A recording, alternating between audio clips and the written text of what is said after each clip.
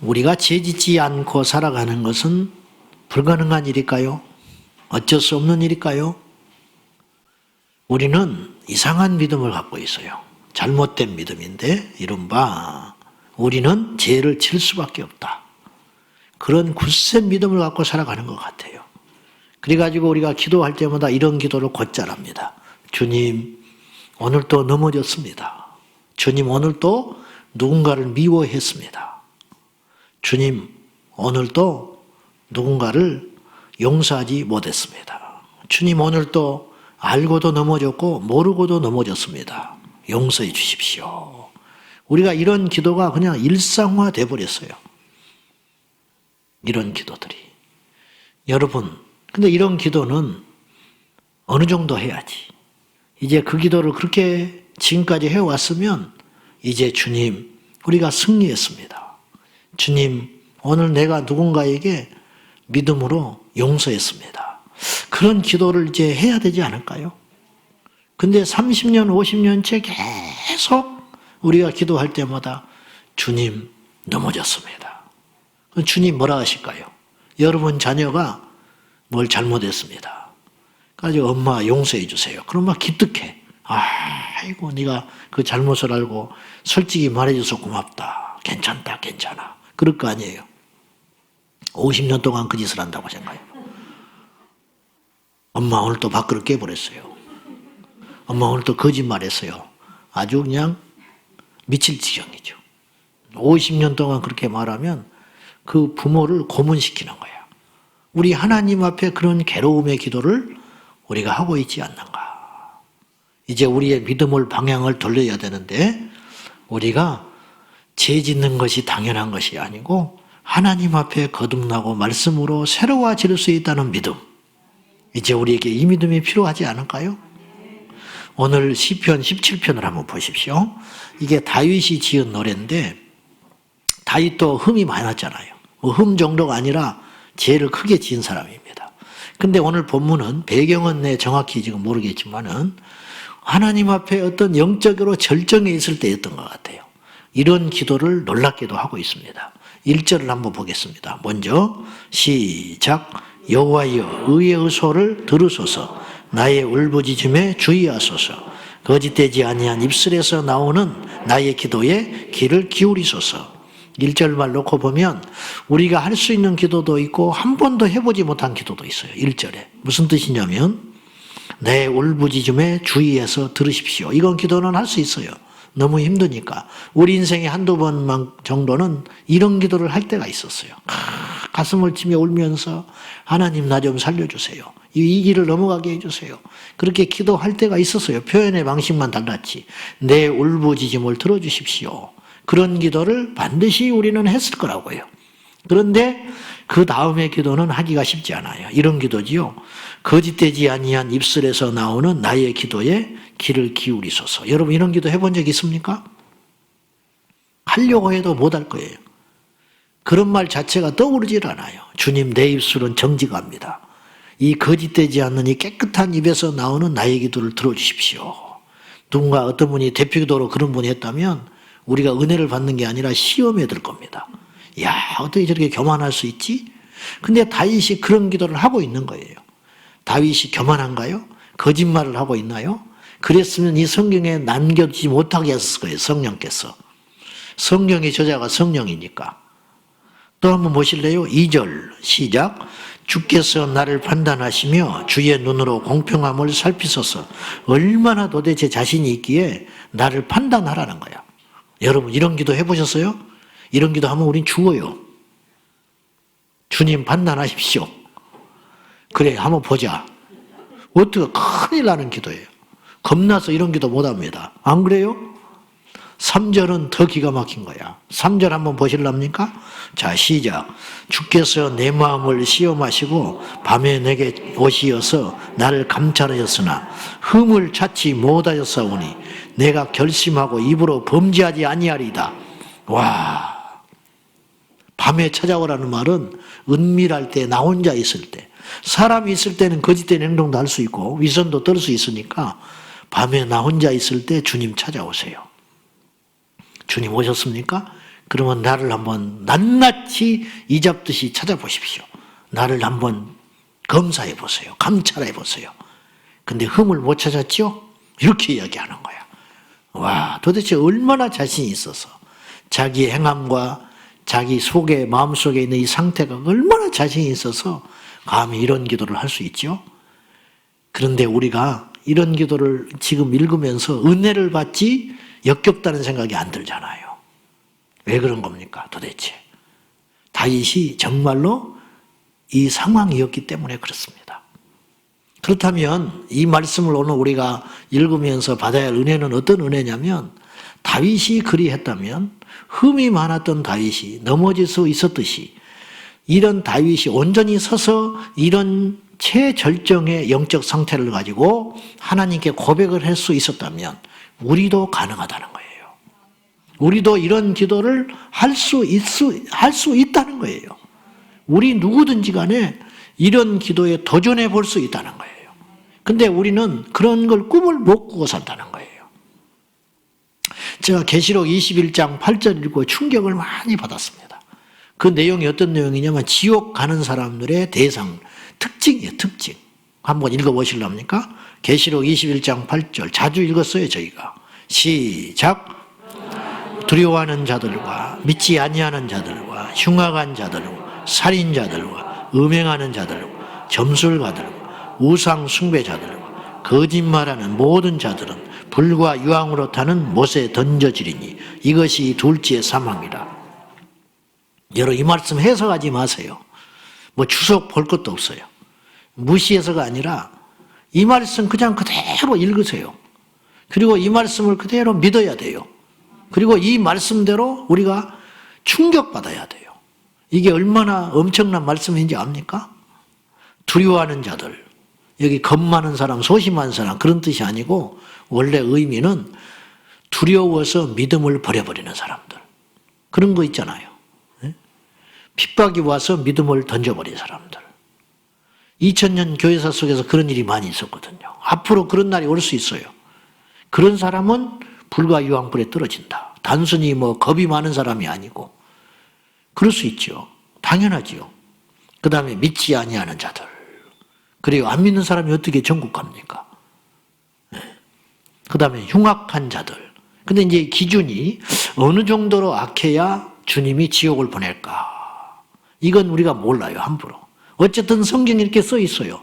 악한 자들은 지옥불에 간다. 이거 명심해서 들어야 됩니다. 그 다음에 살인자들.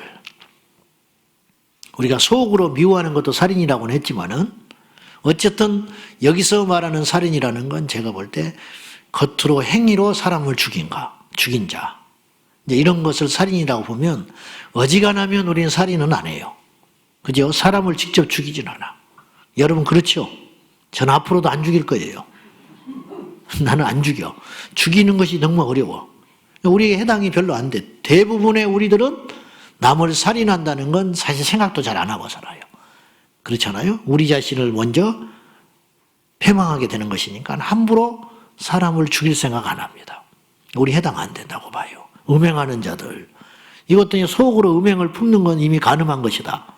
주님이 그러셨기 때문에 이 기준도 어떻게 할지는 모르겠지만 어쨌든 겉으로 음행하는 것도 제정신 아닌 사람 치고는 제정신이 아닌 사람 빨고는 어려워요. 정상적인 교회를 다니는 사람이라면 정상적인 양심만 가져도 외도를 하거나 음행하는 것은 쉬운 일은 아니에요. 그러니까 그리스도인들이 음행을 한다는 것도 쉬운 건 아니에요. 하는 것이 더 어려워. 네, 하는 것이. 장담은 못하지만 그래서 해당이 안 돼요. 라고 봅시다. 점술가, 점쟁이들. 우리 중에 점쟁이는 없잖아. 점집에 찾아가는지는 모르겠지만은 큰일 나요. 찾아가기만 해봐. 주님이 다 보고 있어. 어쨌든 점행위를 하는 점술가들이 둘째 사망 지옥에 떨어진다는 거예요. 그러니까 이것도 우리에게는 별 해당이 안 돼요. 다행히. 우상 숭배자들. 근데 이제 문제는 이거예요. 거짓말하는 모든 자들. 여기서 우리가 딱 걸려버리는 거예요. 거짓말은요, 사람들이 너무 많이 하는 거예요. 여러분도 어쩌면 지금 오늘 하루가 다 끝나지 않았는데도 여러분이 거짓말 했는지도 몰라. 교회 오기 여기까지. 무심코 하는 거짓말이 있어요. 그러니까 해로운 거짓말이 아니고 다른 사람에게 피해는 안 주지만 거짓말하는 게 있어요. 근데 오늘 본문에 그냥 거짓말하는 자들, 불과 유황에 빠져서 둘째 사망에 처한다. 이거 무서운 이야기예요. 사실은. 그러니까 오늘 이 말씀들은 두려워하는 거나 뭐 살인하는 거나 흉악하는 거나 믿지 않는 거나 같은 레벨에 있는 게 뭐냐면 거짓말하는 거예요. 그러니까 거짓말하는 죄나 사람을 죽이는 살인죄나 주님이 볼 때는 똑같은 죄라는 거예요. 그러면 지옥 가는 게 너무 쉽잖아요. 거짓말하면 지옥 간대요. 여러분 이 말씀을 문자주의라고 함부로 매도하지 마세요. 율법주의라고 말하니까요. 오늘날 이 땅의 강단이 굉장히 약해졌어요. 물을 너무 많이 타버렸어. 이런 말씀을 우리가 전하고 듣고 읽어도 충격을 안 받아요. 이거 여러분 놀래 자빠질 일이에요. 왜 그런지 아세요? 다 한두 개씩은 여러분에게 걸려있는 거예요, 이게. 만약에 음행하는 자가 이 자리에 와서 예배를 드렸다. 예를 들어서 이 말씀을 읽고 뒤로 나잡아져 버려야 되는 거예요. 막 울고 난리가 나야 되는 거예요. 난 지옥 가게 생겼구나. 현실은 그렇습니까? 그냥 얼굴만 뜨끈뜨끈하지. 안 들켰으니까 에이 참 불편하네. 나 여기 교회 못 오겠네. 그런 생각이 들지 회개 안 해요. 회개를 안 해. 이게 지금 큰 문제라는 거예요. 그래서 교회가 이 지경이 돼버린 거예요. 다시 말해서 죄를 너무 쉽게 생각하는 거예요. 죄를. 여기 교회에서 어떤 죄를 졌다. 그건 다른 교회 가면 알고도 받아줘요 또. 고칠 생각은 안 하는 거예요. 어느 목회자가 여기서 큰 대형 사고를 쳤어. 그럼 다른 교회 가면 또 받아줘요. 분명히 큰 죄를 졌는데 용서하지 말자는 게 아니라 그 죄에 대해서는 분명히 한번 매듭을 지어야 된다는 거예요. 우리가 의롭지 않기 때문에 우리 중 누가 정죄할 수 있겠습니까? 정죄하지 않은 게 아니에요. 말씀의 기준으로 비춰가지고 회개할 거 회개하고 정리할 거 정리하고 돌이킬 거 돌이키는 반드시 그러한 일이 있어야 한다는 거예요. 근데 그것조차도 안 해요. 그러니까 세상과 교회가 똑같아져 버린 거예요. 똑같아. 이 말씀 우리가 엄중하게 들어야 돼요. 거짓말은 가장 인간들이 쉽게 저질 수 있는 죄 중에 하나예요. 근데 오늘 성경은 뭐라냐면 그거를 이해를 안 하신다는 거예요. 주님이 답답하신 분입니까? 주님이 애누리가 없는 분이에요? 그런 뜻이 아니잖아요. 이 정도로 우리에게 거룩을 요구하고 계시다는 거예요. 거짓말하면 지옥 간다는 거예요. 사람이요 하루에 뭐 직업이나 여러 상황에 따라 다르겠지만 보편적으로 조사를 해보니까 10번에서 200번까지 거짓말을 한대. 평균. 보통 사람이. 그리고 누군가를 처음 만났잖아요. 처음 만난 거야. 자주 만난 사이도 아니야.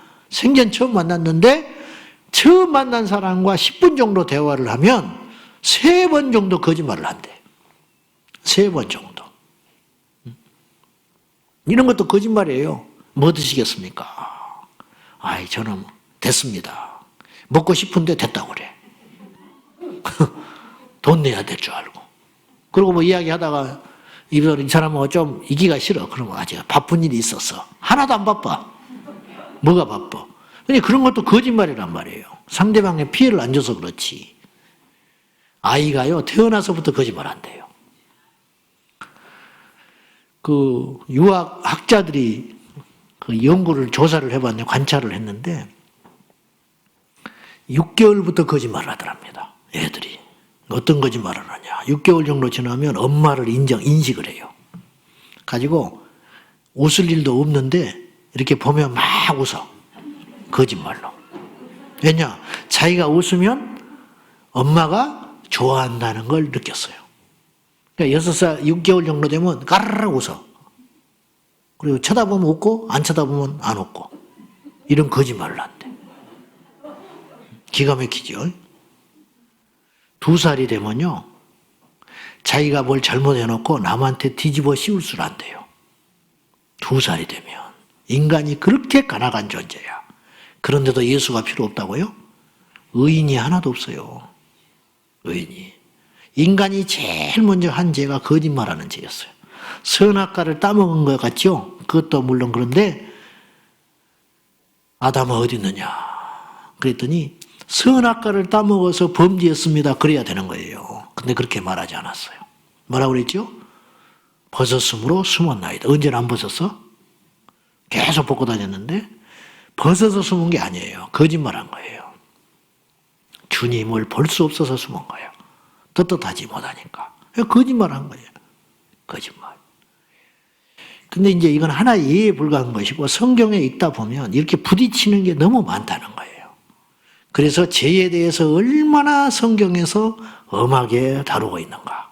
근데 우리는 성경을 읽고 공부를 한다면서 죄를 무심코 지어요. 이건 뭐 괜찮다는 거야. 뭐 어쩔 수 없었다는 거야. 뭐 나만 그러냐는 거야. 그건 안 통하는 거예요. 하나님 앞에. 우리가 어떤 믿음을 가져야 되냐? 오늘 다윗이 했던 이 엄청난 기도들. 오늘 10편 17편에서 어마어마한 기도를 했다고 그랬잖아요. 주님, 내 입술은 거짓을 말하지 않습니다. 주님, 오셔서 나를 다 감찰해 보셨지만 나는 흠이 없잖아요. 이런 기도, 이런 자신감이 아니고 이런 고백, 과연 이것이 불가능한가? 다윗이 그렇게 살았다면 하나님의 자녀된 우리도, 십자가를 통과한 우리도 능히 그렇게 살 수 있다는 믿음이 저희 안에 있어야 하는 거예요. 부모는 자식에게 무리한 걸 요구하지 않아요. 막 태어난 아이에게 걸으라고 요구하지 않아요. 초등학생 들어가는 애한테 너는 돈 안 벌고 뭐하냐 그렇게 말하지 않아요. 하나님이 우리에게 요구한 게 있어요. 너희는 내 앞에서 완전하라. 그랬어요. 완전하라. 너희의 의가 바리새인과 같지 아니하면 결코 천국에 못 간다 그랬어요. 이건 비유로 볼 말씀은 아니라는 거예요. 그렇게 요구하고 있다는 거예요. 그러면 그 주님의 요구가 불가능한 요구인가? 우리 형편과 상황을 무시한 요구인가? 그렇지 않다. 우리 육신의 부모하고는 비교할 수 없는 지혜와 명철과 넓은 계획을 갖고 계신 그분이 그렇게 요구하실 때에는 이유가 있다. 그리고 우리가 지킬 수 있다. 할렐루야. 그 믿음을 잡아야 한다는 거예요. 죄 짓고 사는 건 어쩔 수 없는 일인가? 그렇지 않다. 죄 짓지 않고 살 수 있다는 믿음, 교만이 아니에요. 이런 믿음이 저와 여러분에게 있기를 주님의 이름으로 축원합니다. 그러면 다윗이 이렇게 살 수 있었던 비결은 과연 뭘까? 너무너무 참 부럽고 엄청난 기도를 했다고 그랬잖아요. 그러면 그렇게 살아갈 수밖에 없었던 이유와 비결에 대하여 다윗이 고백한 거 있어요. 그게 바로 시편 16편 8절이에요. 그 비결, 자 시작. 내가 내 앞에 모심이요 그가 나의 오른쪽에 계심으로 내가 흔들리지 아니하리. 두 대목인데 내가 흔들리지 않는다는 부분과 주님을 내 앞에 모시고 산다는 그것을 볼 때 어디에다가 우리가 방점을 찍어야 되냐면 주님을 내 앞에 모시고 산다는 것에 강조를 해야 돼요. 그러면 흔들리지 않아요. 그건 당연하게 따라오는 거라는 거예요. 다윗이 고백을 합니다. 항상 내 앞에 주를 모시고 살았다. 그래서 나는 흠이 없게 살 수 있었다. 그런 말이잖아요. 내 앞에 항상 주님을 모시고 살았다. 그래서 나는 내 입술로 거짓을 말하지 않는다. 내 앞에 항상 주님을 모시고 살았다. 그래서 나는 의롭게 사는 것이 가능해졌다. 이런 뜻 아닙니까? 그러니 우리가 이 비결을 배우면 우리도 그렇게 살 수 있다는 거예요. 제가 성경을 이렇게 끼고 신방을 갑니다. 양복을 입고 신방을 가. 그때의 걸음걸이와 집에서 잠바 입고 나와가지고 쉬는 날 마스크 쓰고 모자 눌러 쓰고 잠바 걸치고 밥 먹으러 갈 때하고 틀립니다. 걸음걸이가 달라져 버려. 야, 성경책을 끼고 다닐 때는 이렇게 걸어라. 장바를 입고 성경이 없을 때는 대충 걸어라. 그렇게 성경에 안 써 있어. 우리 집사람이 그렇게 교육시키지도 않았어. 내가 그렇게 결심을 한 것도 아니야. 그냥 그렇게 돼버려. 나도 모르게. 이렇게. 운전을 하러 갈 때요. 나 혼자 운전할 때하고 우리 성도님들과 같이 신방할 때하고 달라. 달라. 혼자 있을 때는 벨트 잘 안 해. 벨트. 그리고 속독에 이렇게 위반하지 않은 거 있잖아요. 그거 없으면 좀 빨리 또 가버려. 어느 때 골목길에 가다가는 길이 이렇게 복잡하면 인도도 올라가 버려. 내가 그런 사람이에요. 내가 터프하고 와일드한 사람. 그래서 누가 운전하다가 불편하게 하잖아. 그러면 창문 내리고 한번 쳐다보고 가야 돼. 그래야 직성이 풀리는 사람이에요. 내가 그렇게 더러운 피가 흐르고 있어. 여러분도 그렇지요? 안 그래? 근데 우리 교인들하고 어디를 가면 나는 그렇게 행동 못해요. 우리 성도들이 그렇게 행동하지 마시오 말한 게 아니에요. 말한 사람 하나도 없어. 운전 바로 하세요. 누가 불편하게 해도 창문 내리고 따지지 마세요. 그렇게 말한 사람 하나도 없어. 근데 자연스럽게 그렇게 돼버려. 왜 그러냐? 사람을 의식해서 그래. 사람을 의식해도 행동이 달라져요. 그런데 사람과는 비교할 수 없는 분이 항상 나를 보고 계세요. 유튜브 들어놓아서 볼 때 뭘 봅니까, 여러분? 여러분만 보는 게 아니에요. 여러분 옆에 주님이 누워서 같이 봐. 그거 잊으면 안 돼요. 무슨 말인지 아셨어요? 여러분 혼자 운전하고 다닐 때 혼자 운전한 게 아니에요. 주님이 함께하고 계시다니까요. 그걸 의식하는 건 부담스럽고 어렵고 위험한 일이 절대 아니에요. 우리를 살리는 일이에요. 우리를 지키는 일이에요. 제가 외국에 나가면 우리 아내를 꼭 데리고 다녀요. 데리고 다니는 게 아니라 모시고 다녀. 말을 잘해야지 요새는 살아남아요. 왜 그럴까? 내가 집사람을 지키는 게 아니야. 집사람이 나를 지켜줘. 무슨 말인지 아시죠? 응? 집사람이 나를 지켜주는 거야. 내가 주님을 모시고 다닌다는 것도 맞지만 모시고 다니는 주님이 나를 지켜주는 거야. 1921년에 중국에 예수 가족 공동체라는 게 생겼어요. 이게 이제 나중에 중국이 공산화되면서 지하로 숨어 들어갑니다. 그래서 지하 교회의 뿌리가 됐어요. 가지고 지하 교회가 공산화를 겪으면서 100배로 부흥을 했어요. 어쨌든 놀라운 분들인데 중국이 본격적으로 공산화되기 전에 서양 선교사님이 복음이 중국에 먼저 들어간 거 아시죠? 우리나라보다. 서양 선교사님이 예수가족 공동체를 이루는 집단 생활을 하는 이렇게 그들에게 같이 가서 2년을 같이 살았어요. 거기서 겪은 일을 쓴 책이 있더라고. 그래서 그 책을 읽고 내가 큰 감동을 받았어요.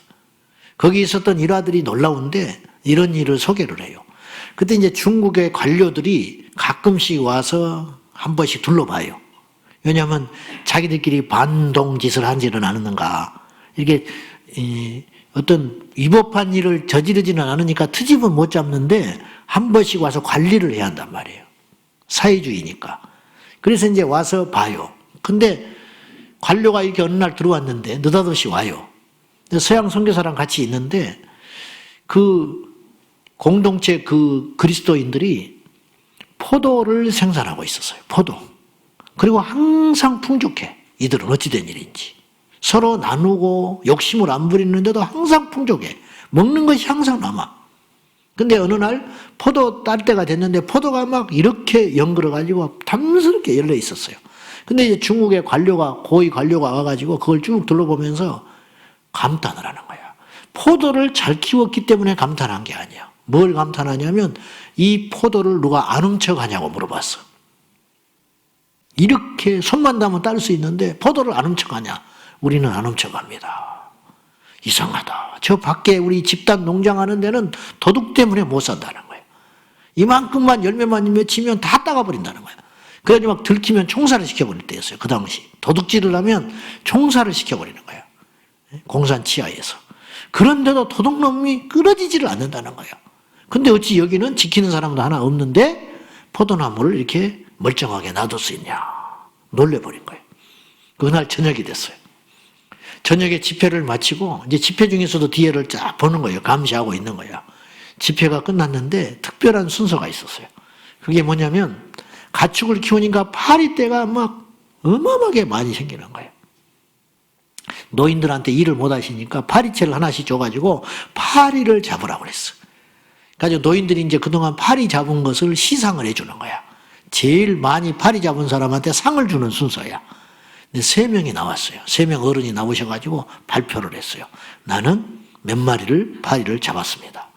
그러니까 옆에 있는 어른이 또 나는 몇 마리의 파리를 잡았습니다. 그러니까 1, 2, 3등이 딱 가려졌어. 그러니까 1등한테 큰 상을 주고 이제 상을 나눠주면서 박수를 치고 막 기뻐하면서 들어갔어요. 뒤에서 그걸 지켜보던 그 중국의 관료가 기절할 뻔한 거예요. 왜 그러냐? 그 몇 마리 잡았다는 말을 어떻게 믿어줄 수 있냐는 거야. 근데 그 말을 믿어주더라는 거야, 사람들이. 파리 잡았으면 확인을 해야 할 거 아니에요. 몇 마리 잡았는지, 시체를. 근데 확인도 안 하고 몇 마리 잡았다고 하냐, 그 말을 믿어준다는 거예요. 세상에 이런 데가 어디가 있냐는 거예요. 그리고 코가 쭉 빠져서 갔어요. 나도 이런 데 살고 싶다는 거예요. 어찌해서 이것이 가능하지요? 죄가 없잖아요. 어째서 이 죄 없는 삶이 가능하지요? 그들 모두는 그리스도를 앞에 모시고 살았어요. 그래서 풍족했어요. 그래서 법이 필요가 없었어요. 그래서 체벌이 필요 없어요. 그래서 서로 다투는 일이 없는 거야. 죄가 없으니까. 불가능할까요? 어느 교회 목사님이 부흥회를 갔어요. 그 교회가 한 50년 됐어요. 부흥회를 딱 첫 시간 하면서 이렇게 물었대요. 이 교회는 문제 없습니까? 그렇게 물어봤어. 하도 문제 있는 데만 돌아다녀가지고 이 교회는 문제 없나요? 그렇게 물었대요. 그러니까 교인들이 우리는 문제 없습니다. 그랬어. 그러니까 목사님이 이상하네. 에이, 문제가 없어요. 이 교회도 분명히 문제가 있을 것입니다. 그랬더니 아무 소리 안 했어. 왜? 문제가 있는 거야. 그러면서 이분이 위로를 했다고 그래요. 문제 없는 교회는 하나도 없어요. 그러니까 은혜를 엄청 받았다네. 문제 없는 교회는 없다고 하니까. 여러분, 세상 사람들이 우리 교회를 바라볼 때 어떻게 바라보고 있냐면 교회는 문제가 있는 것이다. 교회는 싸워야 되고, 교회는 도둑놈이 있어야 되고, 교회는 성추문이 있어야 되고, 교회는 무슨 돈 사건이 일어나야 되고, 다투는 곳이다. 뭐 이런 인식이 꽉 박혀 있는 거예요. 여러분, 교회는 그래야 됩니까? 그게 정상인가요? 성도는 죄를 안 짓고 살면 안 됩니까? 성도는 인간이기 때문에 죄를 지어야 됩니까? 목사도 사람이니까 범죄해야 됩니까? 그건 아니라는 거예요. 그건 아니라. 우리가 크게 잘못 생각하고 있다는 거예요. 우리가 지난날 범죄하지 않은 인생이 하나도 없습니다. 저부터 시작해서 크고 작은 죄가 다 있었습니다. 근데 오늘 우리가 주님 앞에 다시 한번 엎드리고 기도하고 결심하는 건 뭐냐? 이제 이후의 삶은 하나님 앞에 범죄하지 말고 살자. 악은 모양도 취하지 말자. 악은. 근묵자흑이라고, 이게 죄를 가까이 하면 자꾸 죄인이 돼요. 악한 걸 자꾸 보고 생각하고 묵상을 하면 악한 자가 되는 거예요. 제가 일찍에 마땅히 놀 문화가 없는 거예요. 그러니까 맨날 강가에 가서 백사장에 가서 놀았어요. 백사장이라고 알아요? 백종원이가 아니요. 백사장이 아니요. 그 백사장이 아니라고. 모래 깔린 백사장. 그런데 우리 어머니가 거기 가지 마라 그래. 위험하다고. 거기 가면 물에 가서 놀게 되고 해년마다 한두 번씩 죽어요. 가지 마라, 가지 마라. 근데 막 가서 놀고 싶어 미쳐요. 애들이 다 노니까. 근데 갔다 오면 귀신같이 알아. 안 갔다 온 척하고 있는데 왜 그럴까? 나는 모래밭에서 놀았을 뿐인데 내 호주머니에서 모래가 나와버려. 모래 담지도 않았는데. 신발을 벗으면 어디서 나오는지 아무리 털고 나와도 신발 양말에서 모래가 나와버려요. 자다 보면 귀에서 모래가 나와. 귀에서도 얼마나 열안 떨고 놀았는지 속일 수가 없어요. 여러분, 모래를 가까이 하니까 모래가 내 안에 들어오더라고요. 더러운 곳에 자꾸 가면 더러운 건 사람이 돼버리는 거예요. 음담패설 하지 마세요. 그리스도인은 해서는 안 돼요. 자꾸 음담패설하는 걸 좋아하고 즐기고 놀리면 언젠가 그런 사람이 돼버려요. 성경은 우리에게 요구합니다. 악은 모양이라도 버리라. 악은 모양 흉내도 내지 말라는 거예요. 흉내도 내지 마라. 음료수를 맥주잔에 따라 붓지도 먹고 막 먹지 말아라 이 말이에요. 나는 안 먹으면 돼. 옆에 친구들만 그냥 옆에 앉아 있을 뿐이야. 자꾸 앉아 있다 보면 어느 날 내가 그 잔을 들고 있어요. 그런 날이 온다니까요. 멀리해라. 가지도 말아라. 가지도 말아라. 자, 이제 오늘의 결론을 몇 가지 이야기하려는데요. 하나님이 싫어하는 게 있어요. 그게 뭐냐, 한마디로 죄입니다. 하나님이 뭘 싫어하겠어요? 죄를 싫어하죠. 다른 것 없어요. 하나님이 죄를 얼마나 싫어하는지 그분이 거룩이니까 본성이. 그죠? 하나님이 죄를 얼마나 싫어하는지 당신의 아들 예수님을 보내서 죽이시기까지 죄를 미워하셨어요. 이해되시죠? 성경에 구체적으로 하나님이 싫어하는 6가지가 있더라고. 그걸 우리가 오늘 살펴보고 마칠 거예요. 주보 안에 보면 셀 공가에 보면 6가지가 나와 있어요. 잠언서 6장 16절에서 19절이에요. 자, 16절부터 한번 읽어봐요. 자, 16절 시작. 여호와께서 미워하시는 것, 곧 그의 마음에 싫어하시는 것이 17가지니. 6가지예요. 하나님이 싫어하시는 것이 17가지 된다. 7가지 돼. 그게 뭘까? 첫째. 자, 17절 시작. 곧 교만한 눈과 거짓된 혀와 무지한 자의 피를 흘리는 손이라. 3가지가 나왔죠? 첫째, 교만한 눈. 교만한 눈. 이제 거짓된 혀는 이제 이때 또 나와요. 이제 교만한 눈. 그 왜 교만한 눈이? 다시 말해서 이 교만한 사람이라는 거예요. 교만한 사람. 눈으로 이렇게 깔보고 보는 거예요. 교만한 눈. 근데요, 말은 정중하게 하지만 눈으로 이렇게 깔보는 건 대번에 알 수 있어요. 네가 뭐 그밖에 안 되나. 아이고, 나한테 상대 안 돼. 넌 어떻게 세상을 그렇게 사냐. 이런 거 있잖아요. 말은 안 해, 속으로. 근데 눈이 말을 하고 있어요. 그러니까 하나님이 아주 싫어한다는 거예요.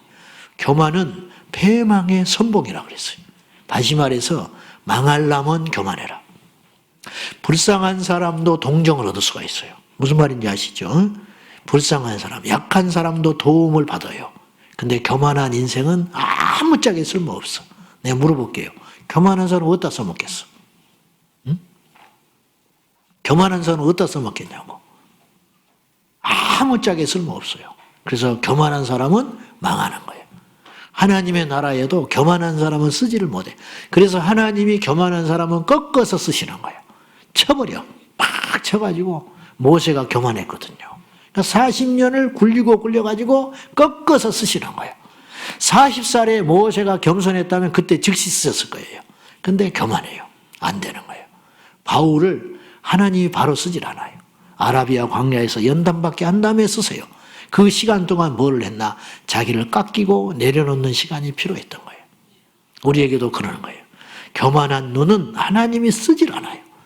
아무짝에 쓸모없어. 하나님이 싫어하는 것 첫 번째, 교만한 인생이다. 두 번째, 거짓된 혀와 함께 거짓된 혀. 아까 이제 거짓은 제가 이야기 충분히 했어요. 아까. 세 번째, 무지한 자의 피를 흘리는 손. 죄 없는 일을 억울하게 만드는 거. 요새는요, 사람을 칼로만 죽이는 세상이 아니에요. 요새는 손가락으로도 죽여버려. 키보드를 막 쳐가지고 사람을 죽여버려. 비방의 댓글. 막 알지도 못하면서. 아무 이해관계도 없어요. 우리가 그 사람을 만나기를 했어요. 그 사람한테 피해를 받기를 했어요. 그냥 언론에서 보도된 것만 보고 비싼 밥 먹고 할 짓 없어서 거기 가서 막 입에 담을 수 없는 댓글에 욕을 실어놔요. 참 기운도 넘쳐나는가 봐. 가지고 그걸 읽는 사람이 충격받아서 죽어버리는 거예요. 이게 살인이에요. 무지한 자의 피를 흘리는 손, 그거 갖지 말아라. 제 말을 해도 될지는 모르겠습니다만은 제가 카톡도 받고 SNS도 받고 메일도 받고, 근데 어떻게 내 번호를 알았는지 하여튼 수사반장이 많아요. 가지고 막 어떻게든지 알아내. 가지고 카톡이 와요. 모르는 사람이야. 근데 입에 담을 수 없는 말을 해요. 막 함부로. 나를 언제 봤다고. 나를 얼마나 안다고. 우리 교회 식구들은 오히려 그러지 않아. 외부에서 막 단정하고 나한테 함부로 이야기를 해요. 그 이름을 보면 남자구나 여자구나 그 정도밖에 몰라. 아무것도 모르겠어요, 나는. 근데 그분은 나를 다 알고 있는 것 같아. 가지고 막 함부로 이야기를 해. 아, 사람 이래서 죽는구나. 그러면 나는 한 10분 기분 나쁨. 10분. 그리고 이제 잊어버려요. 내가 무지하다는 건 아니에요. 나도 잘못한 게 있죠. 나 돌이켜 봐요. 아, 이런 부분이 있었구나. 이랬구나.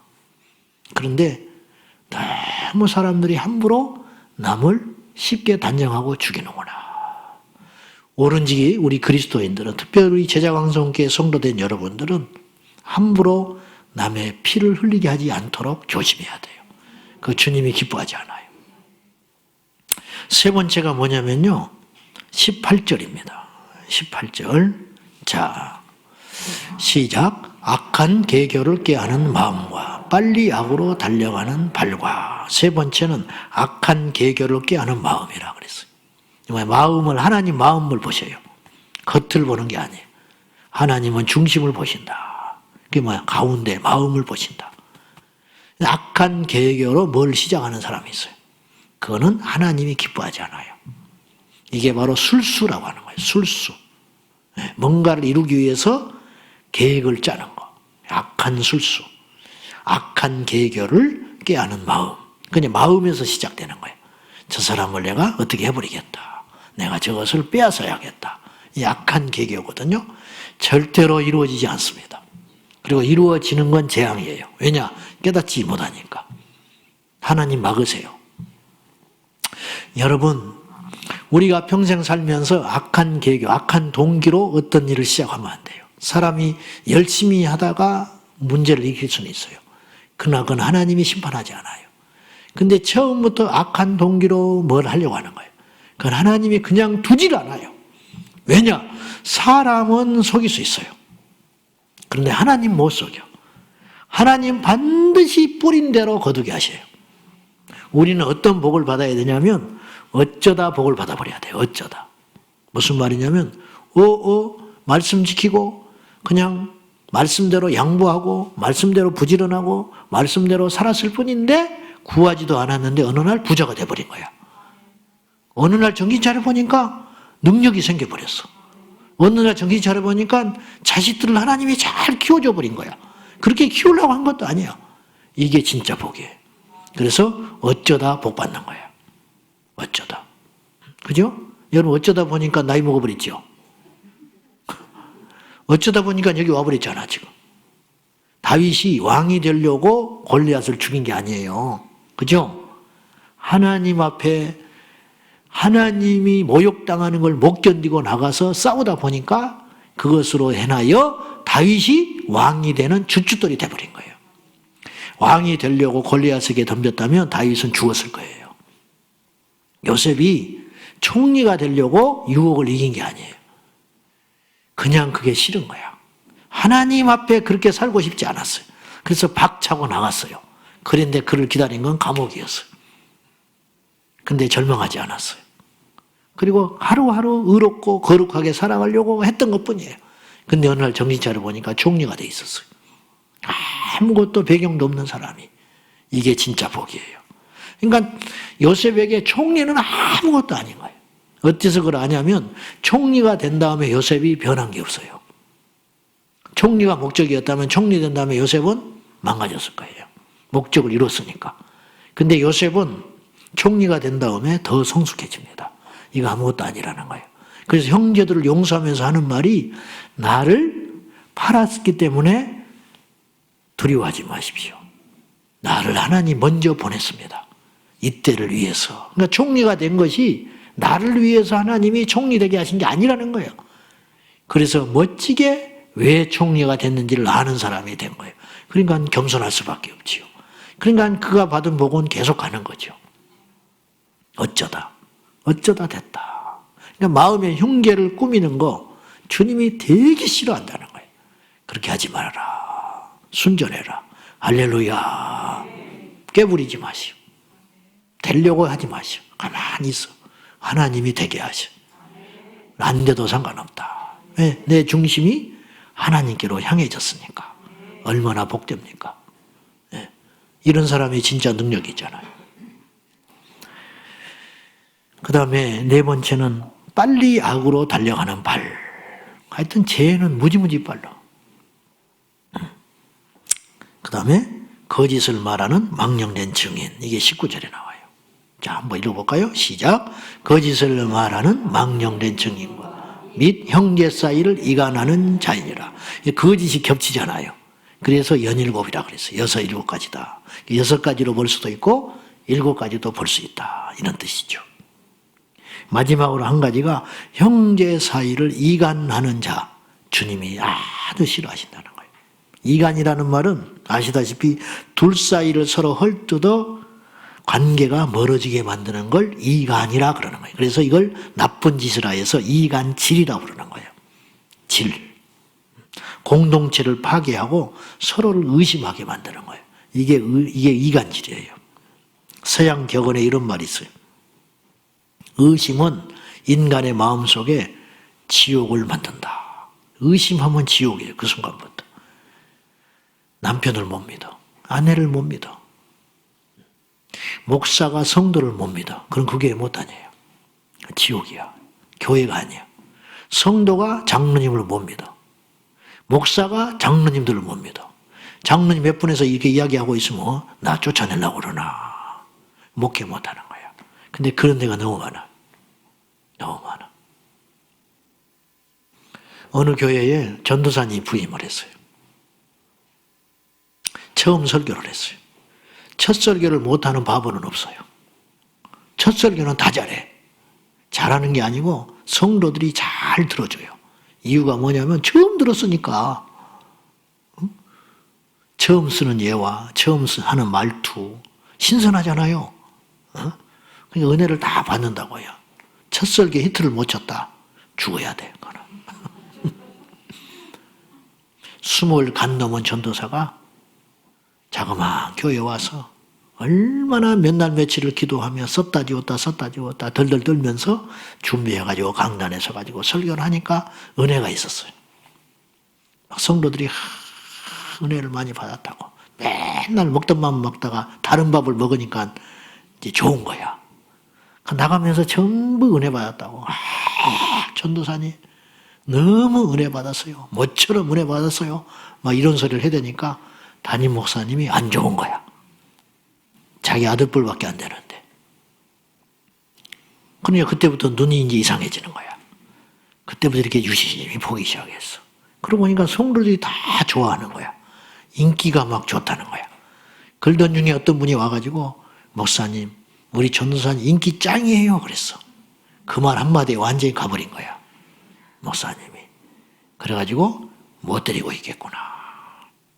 6개월 만에 내쫓았어. 트집 잡아가지고. 그건 주님의 뜻이 아니잖아요. 설교를 잘하면 얼마나 잘했겠어. 20 몇 살 먹은 분이. 또 잘하면 어때? 그게 안 되는 거야. 이간질하는 자가 있었어요. 사탄이 뒤에서 이렇게 보고 있어요. 가만히 있어. 손도 안 대고 코 풀어버려. 서로 싸우게 만들어버리는 거야. 여기에 이간질이야. 우리 교회는 절대 그런 일이 있어서는 안 돼. 절대로. 성도들끼리 이간질시키고 담임 목사와 부목사님을 이간질시키고 아무 소리 하지 마세요. 목사님 겁나 나는 누가 찾아와서 목사님 부르면 또 뭔 말하려고 그러나. 좋은 이야기 별로 안 해. 막 큰일 날 것 같은 이야기를 해. 내가 속으로 그래요. 아무것도 아닌 일이다. 아무것도 아닌 일이야. 뭐 천지가 개벽할 일도 이 교회는 주님의 교회야. 주님이 지켜줘. 우리 교회는 끄떡 없어요. 자신이 아니라 뭘 잘하기 때문에 그게 아니라 주님의 교회이기 때문에 끄떡 없는 거야. 걱정하지 마시오. 뭐 어쩐다 저쩐다 아무개가 어찌 나도 주님이 다 알아서 해. 호들갑 떨지 말고 놔둬. 조용히 놔두면 그냥 해결돼. 난리 법석을 들어가지고 목사님 막 큰일 났습니다. 지금 이러고 있을 때가 아닙니다. 그럼 뭐 할 건데 내가? 없어요. 그런 일 없어. 나도 주님이 다 알아서 하셔. 할렐루야. 이간질하지 마. 하나님이 아주 싫어하는 거예요. 형제간에 이간질하는 거. 절대로 안 되는. 어떤 시어머니는 며느리끼리 이간질 시켜버려. 며느리끼리. 야야. 큰 놈은 와서 얼마 주고 갔단다. 그 소리를 뭐하러 해? 가만히 있지. 응? 한 번 갔다 갔다 하면 10번 갔다 왔다 그러고. 응? 큰 며느리 앞에 놔두고 작은 며느리만 실컷 이야기하고 있는 거야. 이제 자기는 머리를 쓴다고 그러는지 모르겠어. 분발해서 경쟁을 시키려고. 나중에 쪽박찹니다. 부부한테 다 버림받아요. 절대 그런 일이 있어서는 안 돼. 하나님은 심는 대로 거두게 하셔요. 가만히 있는 거예요. 지혜로운 시어머니는 덮어줘. 격려를 해줘. 큰 며느리가 와서 작은 며느리 흉을 보면 야야 그래서 네가 이해하지 어떡하냐. 그러면 큰 며느리가 할 말이 없잖아. 둘째가 와서 형님 욕을 하면 야야 네가 동생인데 어떡하냐. 할 말 없잖아. 그래서 둘 사이를 화해시켜주는 거야. 그런 피스메이커가 되라고. 화평케 하는 자는 복이 있다고. 하나님의 아들이라 일컬음 받는다고. 성경에 그렇게 써 있는데 우리는 계속 불화만 일으키는 거예요. 그러지 마세요. 사단의 손에 흔들려가지고 그런 행동하지 마라.